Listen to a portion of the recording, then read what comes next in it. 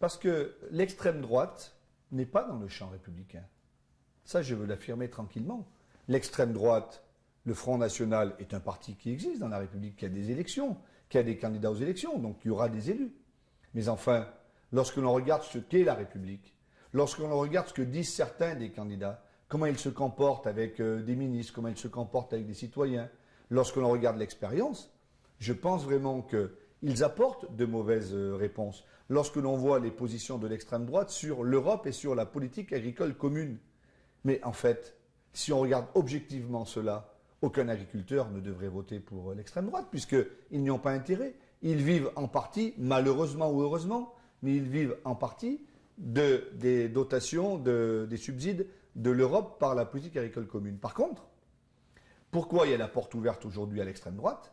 C'est que les politiques, dans certains domaines, ont échoué. Et surtout que nos concitoyens ont l'impression qu'il n'y a plus assez de volontarisme, qu'on se fait guider par d'autres. C'est cette idée qu'on n'existe plus en tant que tel. C'est cette notion de déclassement que je combats, qui peut être réelle à certains endroits, les gens se sentent déclassés, mais que je combats. Pourquoi?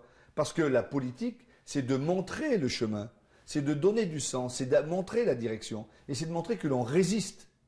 Si on ne résiste pas, si l'on capitule, ça ne peut pas marcher. Que l'on résiste aux diktats des marchés financiers, que l'on résiste aux diktats de l'Europe, que l'on résiste aux diktats de la mondialisation. Les marchés financiers, la mondialisation et l'Europe, nous vivons avec, et il n'y aura pas de marche arrière. L'extrême droite fait croire qu'il peut y avoir une marche arrière. Mais vous imaginez si on fermait les frontières de la France par rapport à l'Europe, si on n'avait plus l'euro, ça n'existerait plus.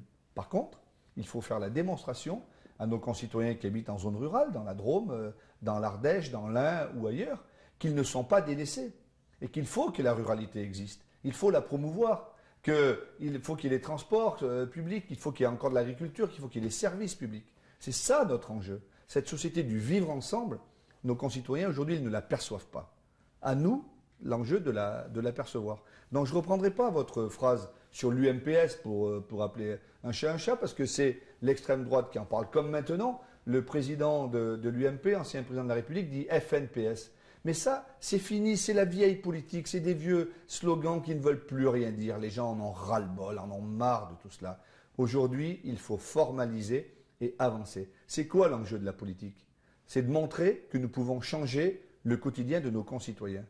Aujourd'hui, force est de constater que cette démonstration n'est pas assez faite.